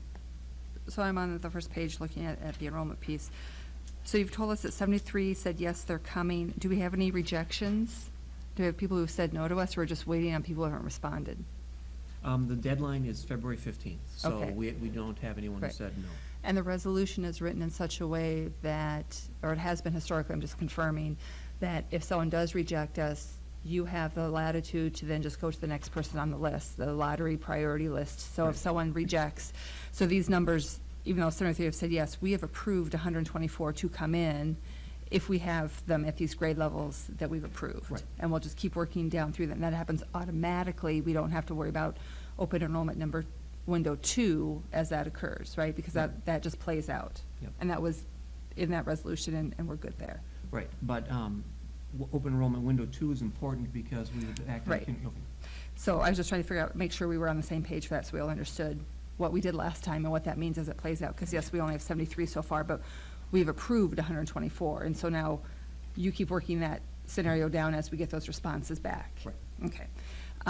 So the other thing we talked about last time too is this 160 number at kindergarten, because the board direction is 140. And Judy had said, you know, that we do need to revisit that, and I agree. So is that something we'll do the study session next time, is revisit and have that discussion as a board to move that target to 160? Because I keep seeing it 160, but the. Oh, Yes. 180, okay, yes, I'm sorry, you're right. I just know we haven't had the conversation yet, so I'm asking, is that what we're gonna do with the study session in Yes. order to move that? We have to, Okay. because part of the budget is predicated on, as you saw in Bill's presentation, 160 kindergarten students. That's what we have there. Oh, you have it right there. Right. Yeah. So, yeah, that's the number that we put into the budget. And if that number Right. changes to 180, then that That ripples lessens some, effect, yeah. that ripples into the other grade levels, okay. And then in the numbers still that we're looking at and considering tonight in this update, the summer resident move-in, move-out numbers are not included there. Is that correct? On the first page? Yeah, and the projections, we're still not considering what we anticipate, which is never an exact science number, but we still have that probability. There will be some movement residentially in the district, and those numbers are nowhere accounted for in this model. Exactly right, good summary. So in other words, on the first page, just again, picking out like the 4th grade, you can see that we're projecting 225 4th graders based on the action that was taken on January 25th. On the grade progression ratios, based on the 3-year history, we can expect resident move-in between 3rd and 4th grade of 6.8. So essentially, to account for that in full, we would take the 225 plus the 6.8. So at what point will that happen? So when we're looking at numbers, it's including this other information that you've been working on. Does that happen next meeting, that starts to come together? We can prepare it for that, but I do want to draw attention to the fact that the grade progression ratio is first very uncertain to start Right. with. But the Right. second piece of it is that there is a potential misleading data point in here in that the students who may have been open enrolled and then they've moved in. And so they've moved from the open enrollment column to a resident column. It's not a new resident. And so this is only residents, and it's really difficult to go back and find out which of these were open enrollment and not, so. Right. But the other problem we always have is there's no way to predict that this house is going to sell and in will move a 3rd grader. And so, you know, that's why we've got all these different areas that we look at. But even if we took the number at the bottom of the column to say we should expect 20 move-ins in the summer across grade levels, I think helps us think about the budget model, because then that would put us right now at 3270 for predicted coming in, and we're really only 18 students shy of our target. Is that logical reasoning? I think it is. Okay. Any other comments?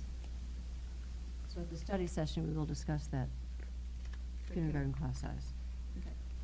That'd be great. Anything else? Well, the other issue is that what other information about reductions do you want to have for that meeting? We've laid out 3 different scenarios that the principals have been involved in working on this since November of this past year. We've had several meetings on it. This is the best thinking that we've come up with. We need to know from the board what else they want. You want us to research. So if what you're asking for from the board is for us to set enrollment targets, are you going to ask us à la carte to pick budget reductions again? Or, because the descriptions that we're receiving so far are very vague. Right. So I'm just asking, because this I seems think it's different. important not to come up with a list, an à la carte list. You Right. know, you pick, oh, but my kid did so well in that program and yours didn't, so let's, you know, I Yeah. think we should cut it, you don't. Yeah. I mean, I think we need to look at big changes, and not make this list of, well, this one, not that one, well, this one's not so popular, I think we have to look at, I like the big picture look of, okay, how many sections can we afford? This is what we can afford. I mean, that's my view, is that we just can't get into this. That's why we came up with the options in that sense. But it's, there's no detail behind them. That's So, your so, point, so we can yes, add so detail. that's what I'm saying, that if you want us to have the detail, give it to us, but Right. then otherwise, the only thing that the board has made a decision on is an enrollment number. Right, that is right, yep, yeah. And we would add more detail to option 1, 2, and 3, and specifics. But does the community need to see what you're considering? If we act in April 12th, which is the date that we need to act, we'll still have a month and a half of community input and so forth. The April 12th date is just the ULAs. Right. So between now and then, you only want to look at staffing? We don't want to look at other programmatic budget cuts? I'm confused now. Staffing is the driving force of the expenditures. And so Right. that would be the detail that we would provide for this. But staffing is impacted by programmatic Right. cuts. So we'll be talking both, We'll have program, to, yeah. okay. And as we get closer to a number after, especially after kindergarten roundup, will those options decrease?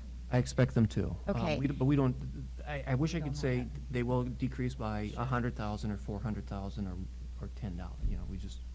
And as you start to narrow down what it's going to be, and we'll look at the it sounds like there will be more detail, will that include everything in the budget, not just at each school, including administration and all of those things? Yep, all those recommendations will be, you know, spelled out. Okay, with more detail.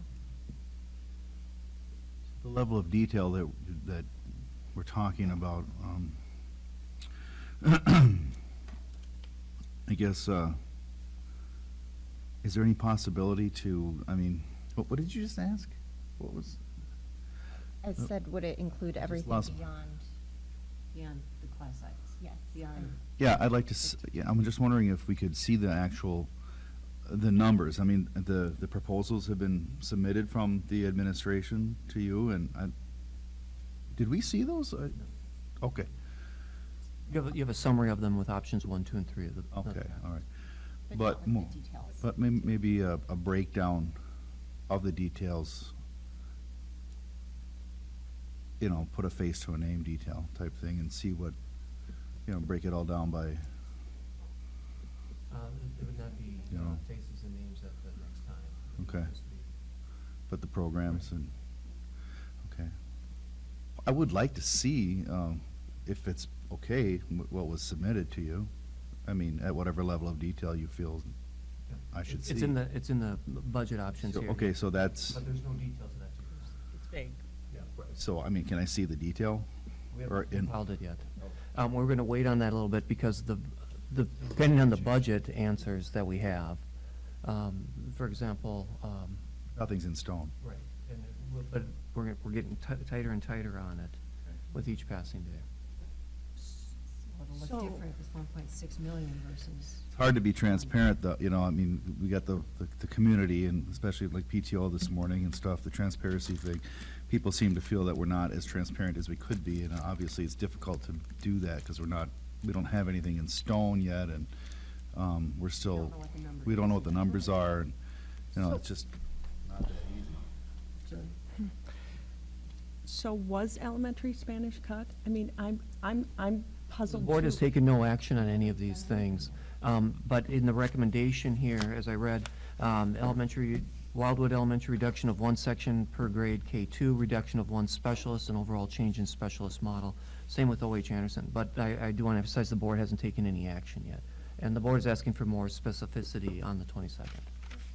So I'm just trying to understand the speaker we had this morning, this evening, who thinks his job's been cut. So that's what's mysterious to me, so. I do want to emphasize, though, the board has not acted, and so nothing has happened. Right. And it's a recommendation from the administration. Right. I think, Mike, that's your point. There's some confusion because it's not, I don't think we're being untransparent. I think there's just some confusion about what has occurred, and we know budget cuts are coming, but we haven't had the opportunity to address those yet because we don't have a number, and you don't want to just be throwing things out there of, cutting and have people panic until we know what a number Yeah, is exactly. and what our options are, because every option that you look at has sometimes statutory issues tied to it that you can't just, you can put lots of ideas forward, but then administration's responsibility is to research those and say, well, is that truly plausible?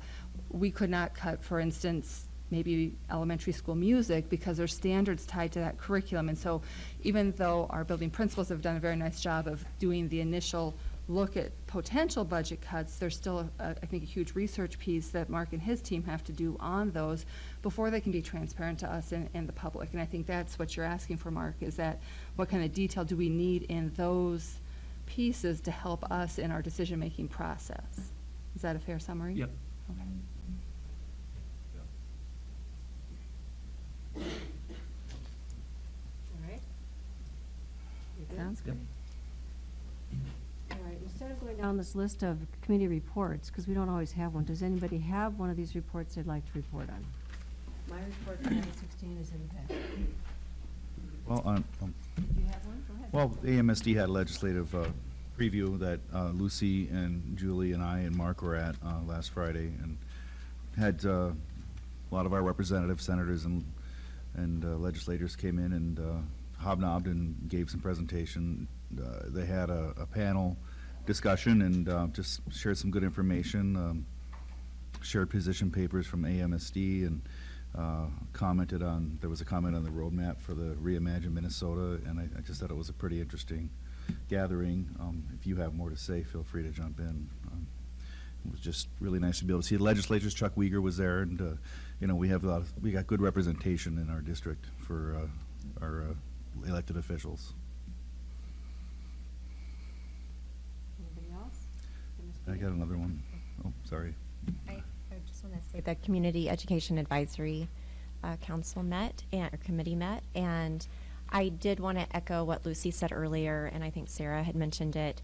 The event on the book, A Good Time for the Truth, was well attended. There were over 235 attendees, and I also want to applaud Kathy and just really commend our community and everybody's involvement in that. So thank you to Kathy Weiland, and Kevin for being willing to be a part. and Kevin did a great job Kevin for hosting, yes. hosting it.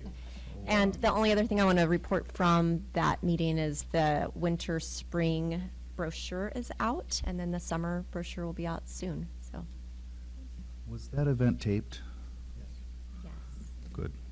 By Channel 19, and it's being broadcast or website? rebroadcast, do we know? Is it online someplace? I don't So know. I can if you go to channel, if you go to the YouTube channel, SCTV 19, there's a YouTube video that you can stream at your leisure. SCTV?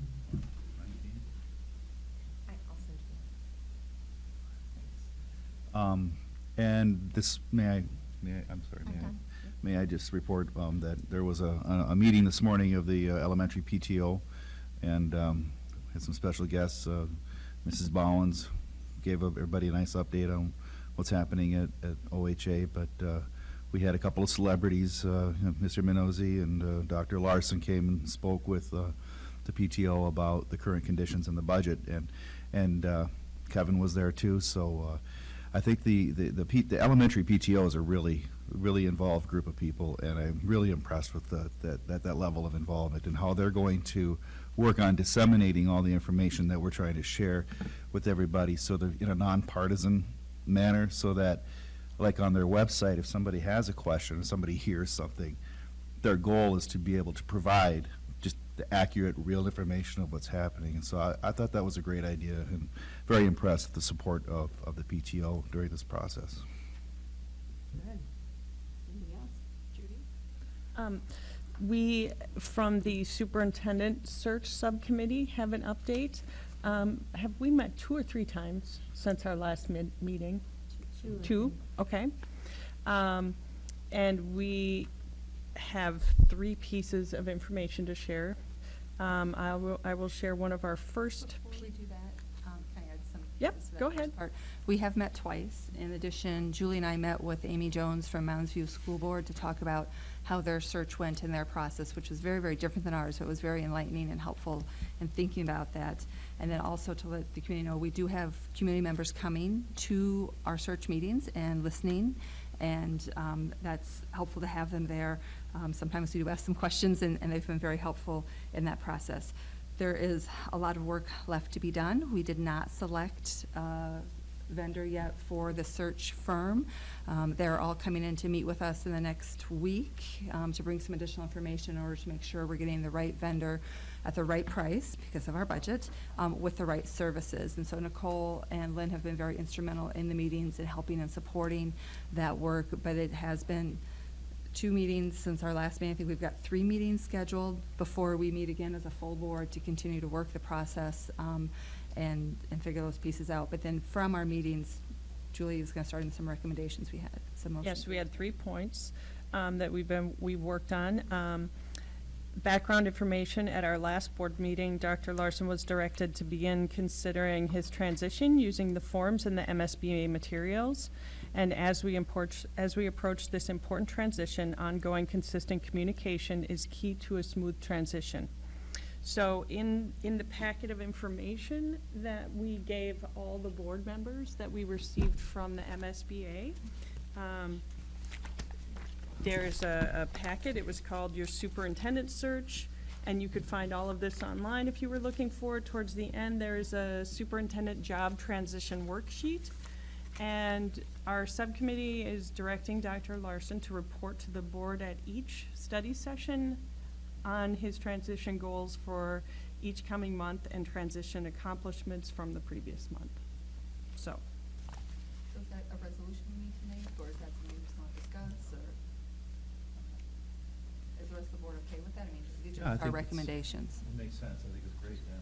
Gathering information, so there's, everything is succinct and everything that the next superintendent needs great. is gathered all together.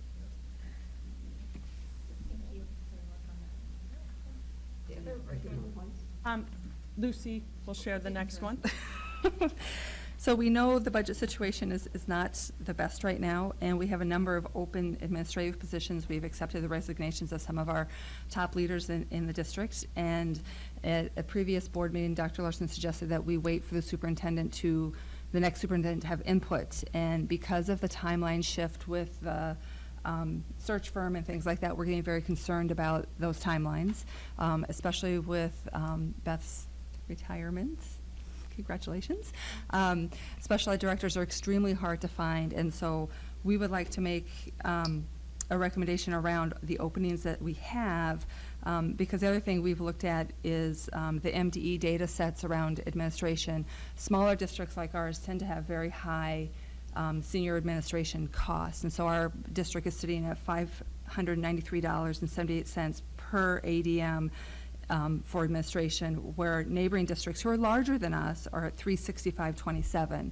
So we also pulled data from other districts that were equivalent, pretty close to our size, and that number runs high for small districts. But we still are very curious as to if there's a way we could bring that number down in thinking about the budget cuts we might need to be making and thinking about the work that's going to happen. And so we'd like to recommend that we create a task force of board members and some district personnel to do a quick review of administrative structures from principal through superintendent to look at job duties, look at how things are set up, because we have this opportunity with these openings to maybe do it a little bit differently.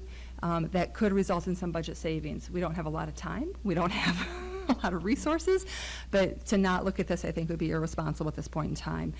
So we would like to make the recommendation that a group of the following people meet and then come back at the March study session with a look at district administration structures.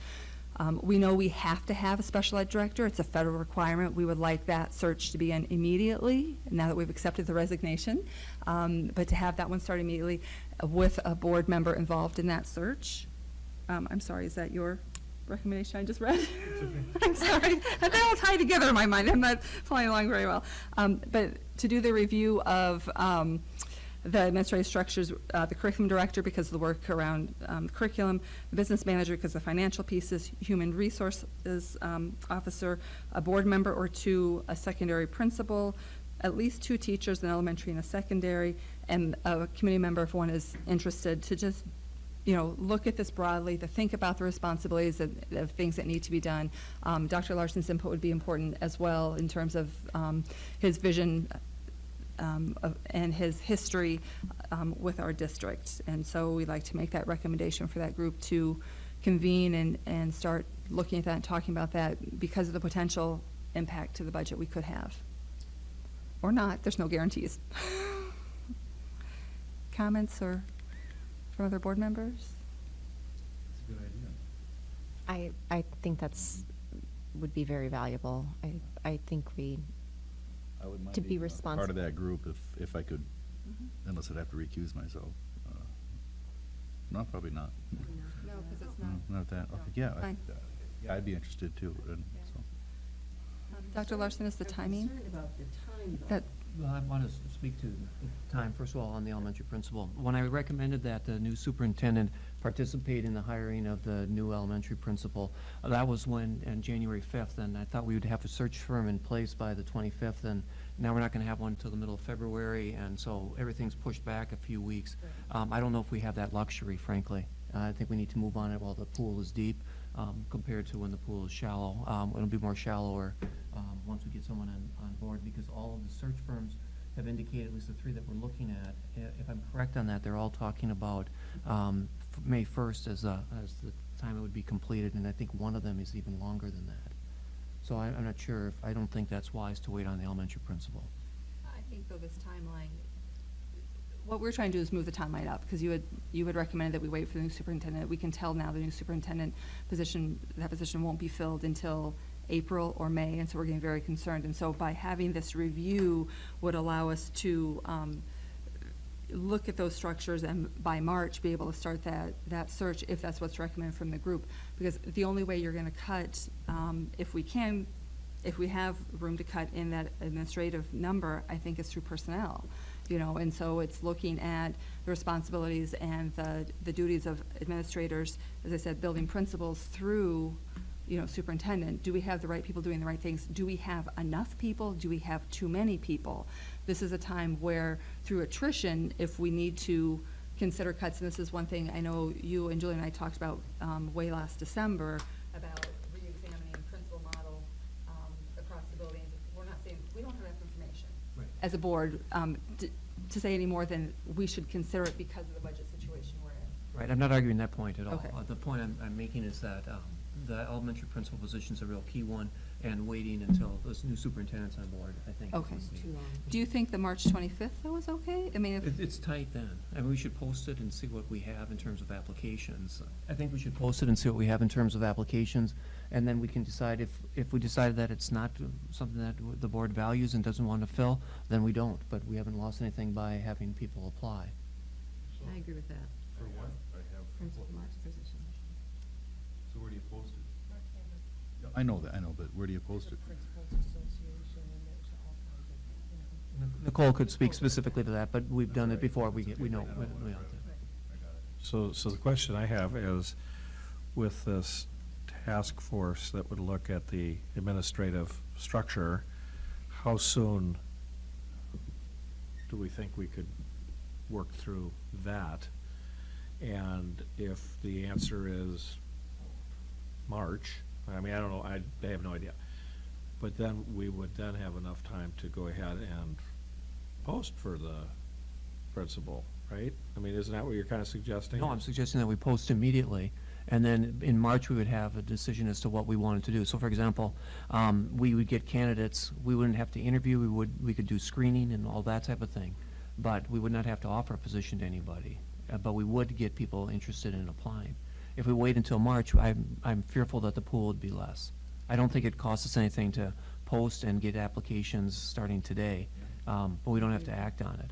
And then, based on the administrative review that the board wants to conduct, if they think that it's not a value to have a principal there, I don't think we've lost anything by I having want this. to clarify, we haven't said that. No, We- but if that's, but, Because there might be structures we can Right. rearrange, so I want to be clear, because we've made that decision in the past that we felt the buildings should have principals, but we have, the subcommittee is putting forward a recommendation that we look at all those administrators to make sure it's the right type of positions, but we're not saying that we think Wildwood should not have a principal. I just want to be very clear about that because Right. of, I think that is clear, but I echo Mark in that we lose nothing by posting, going through some of the background checks and whatever it is that you do as time is passing, so that we have some sense about what that pool is. If we wait and post at the end of March until we do all this. So I think we should go ahead and direct Nicole to post it and see what kind of a response we get. I also think we have to get going and pick the search firm. do you use a search firm for principals? No. No, different issue, but I'm just Okay. saying that I'm concerned about I our thought you were timeline. implying we needed a search firm for principals too, and I was a little confused. No, but I think There that's are the some, but second we thing. use them. So I have a question. If we do all this right away, as far as the principal piece, how long could we, do all the work, advertise it, and then hold back on the actual hire? I mean, I would think that they too would want to have a decision, or they would disappear to other offers. You just like our student situation with open enrollment. I don't know, do you have an idea of what that might look like? I think I understand the question is that if we were to, it takes a couple of weeks for people to get their paperwork together and all of that stuff. So if we post on Friday or Monday, it'd still take, we wouldn't get full applications until the end of the month. It'd look very likely.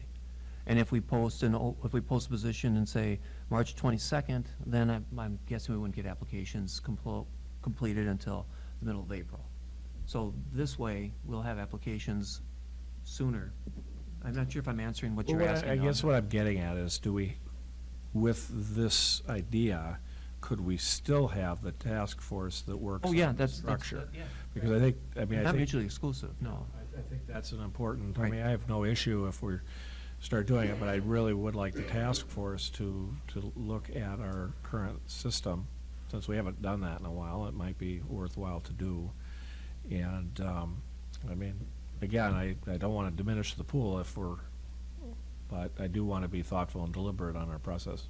So can we separate, go ahead. I just would want to caution that if we are having our subcommittee think outside the box, try to make sure that we are getting the most from, through our administration, and we are stretching our dollars as far as they'll go. I don't want them to feel, or I don't want us to feel then bound by a certain structure. If the subcommittee finds that there's another path forward that actually brings better use of our dollars. So that's the only thing I caution against. If we jump into this and we send this, then we've got candidates out there. Will we feel pressured to follow through with that, even though we've come up with another scenario that we just hadn't even thought of yet? That's my only concern, is that we're moving forward, and then you've got people who've, you've started this whole process. It just doesn't seem right then to say, oh, never mind, we're not going to really go this direction. So just caution against that, before we jump to it. I understand the questions you raise, but a principal who applies fully recognizes that boards may change their minds, or they may not be hired. And it's not like, hey, you will post this position, you have to hire me now. It's not like that. So, but I understand about, you feel painted into a corner on that, and we're not. So I think there's two questions, if we could take them separately. If the board agrees to do the task force, Mike has volunteered to be on that. If another board member's interested, it might be nice to have someone overlap from the superintendent committee. I know I can't do anything else than I'm possibly doing. So, does the rest of the board agree to have Mike and Kevin work with the group we talked about to do that study and bring it back to us in March, study session for discussion. Okay. And Kevin, do you want to take? Well, you could call me. I'll be a backup if someone can't, if you can't make it. If it's something during the day and you can't make it, I'll fill in for you. Thanks. So. And Julie, I know I won't be able to attend because of work schedules, and so I think, That's why I'm saying I'd be an alternate. well, or if you want to be a full-time, I mean, we can have up to 3. No, that's okay. You have enough to do I'm too? on enough committees right said now. yes, I'm yes. on enough committees. Yes.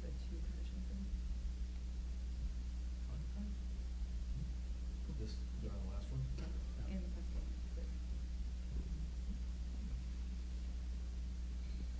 So we've kind of talked, and this has all been diced up here, but, so in the January meeting, we've already talked about how the thought was to leave the hire for any new hires for the superintendent, so we've kind of, I think, discussed that one pretty well. But due to the recent announcement of a third administrative opening, this statement needs clarification at HR, and I think we've got that. The special ed opening is key and crucial to get going. Well, it sounds now like the principal one is as well.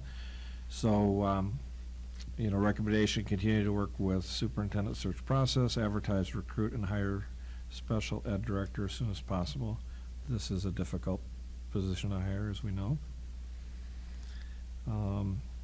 And then the recommendation was hold on other administrative openings until the administrative task force report is complete. Now it sounds like we'll go ahead and, advertise, and then we'll start the task force. Mike, we're on.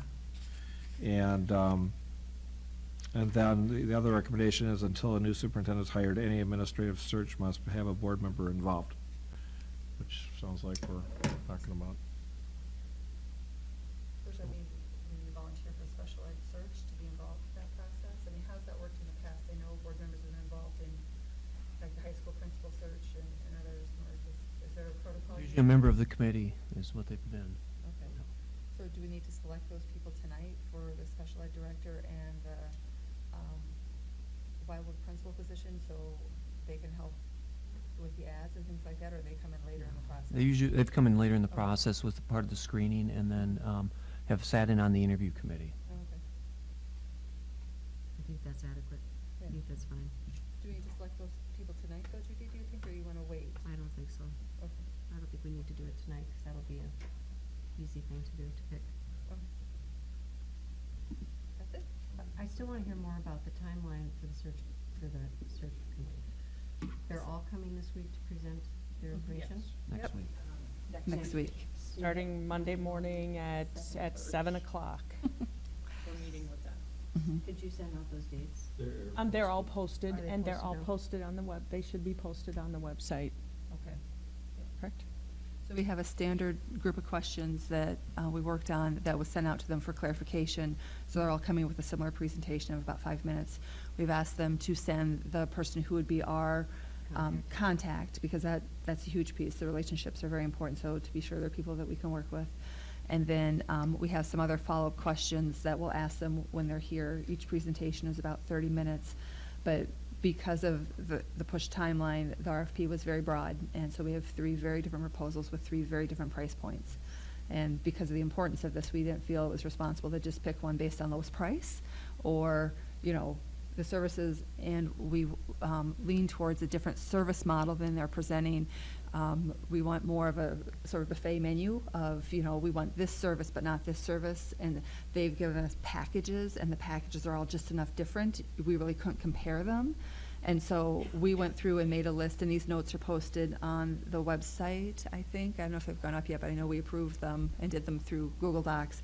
And we've made a list of the services we think we need from a search firm, very specifically, and the things that we can do in-house. Some of these search firms want to do the screening of the candidates, and we think that's important for us to do. And so as you start to push and pull those requirements in and out, the contracts will change. And so we're hoping with this more specific list we've developed, it'll bring the price down, and then we can actually do a comparison across these 3 companies where we can make a better choice. I think we're in a situation where time is extremely crucial, and so we've also asked for an updated timeline from each company to tell us, sort of what this looks like now, and because of the way we're sharing the responsibility, and we're taking some on and they're doing some, how much can they condense that timeline for us? And so that is one of the questions, because it's such a big concern. And then once you've interviewed all three, what is your timeline to select? Thursday, I mean, I think This we've, coming Thursday? yeah, We'll pick them. immediately, yeah. Right So- after we've met with them. One of the things that has led for us to be wanting to interview these companies is the three are so completely different. And one of the things, I mean, we've been very thorough at looking at what each of these companies, what their pedigree is, what they bring. And, we found each one of them somewhat lacking, or we need more clarification in the superintendents they're placing in like districts to Mahtomedi. So for an example, if you took MSBA, they're near and dear to my heart and Lucy now, but they have only had one metro placement on their list. I mean, I'm just going off of what they said on their list. They have quite a few. It's all outstate except for Brooklyn Park or Brooklyn Center. And the Springstead one was somewhat hard to decipher, so we need to ask some hard questions because we really want the search firm to, it's important, the chemistry of the person that they will have as our interface person, our main point of contact, to understand Mahtomedi, to understand the demographics and profile of this very somewhat unique and special place. So we did not get that in the proposals, and we felt very uncomfortable making a decision based on the proposals that brought forward. Does that make sense? Yeah, no, I get it, I just am concerned about. Yeah, and we are as well, but, 3 times next week. I thought it was 3 times. It was only Is there 2. anything else? Anybody else No. would like to report on something?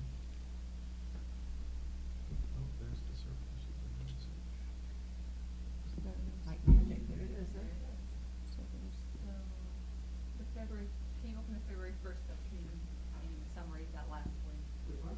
This The very bottom last one? I want it to be a touch screen. Go ahead. Yeah, That's not it. so that summarizes it. And dates are next steps.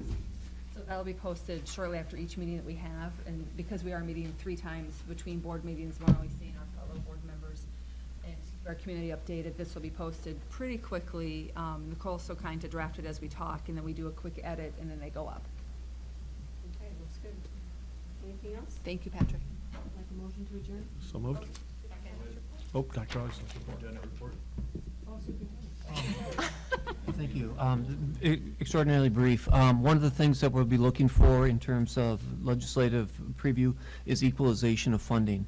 The Mahtomedi dollar is not the same as districts that have a higher business and commercial market than we have, and so that's one of the things that we'll be encouraged our legislators to take action on.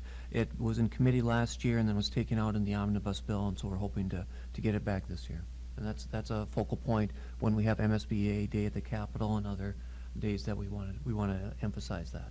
That would be a big one. Yeah. And we have supportive legislators in our district. Senator Uyghur and Representative Fisher are very supportive, but it did not make it out of to the omnibus bill.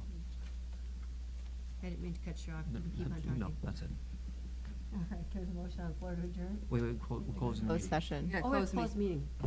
Oh, my gosh, all right. Need a motion to close the meeting. So moved. This is to have a discussion of labor negotiation strategies or developments in closed session pursuant to Minnesota Statute 13D03, teacher contract negotiations. I get to leave. And Mike Chevalier is a spouse in the district as an employee, and so he is recused from this, but the 6 of us will be here. But the meeting we'll have the closed session, then we'll open the closed session to adjourn the meeting. So thank you, everyone. Did Thank someone, you for who coming. who seconded? I did, Okay. just now.